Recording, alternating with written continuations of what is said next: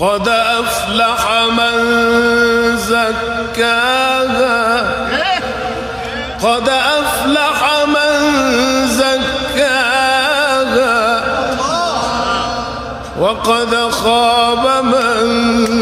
دساها كذبت ثمود بطغواها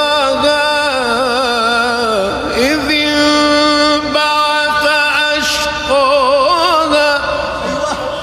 فقال لهم رسول الله ناقة الله وسقياها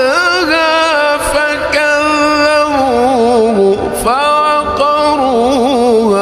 فدمدم عليهم ربهم بذنبهم فسواها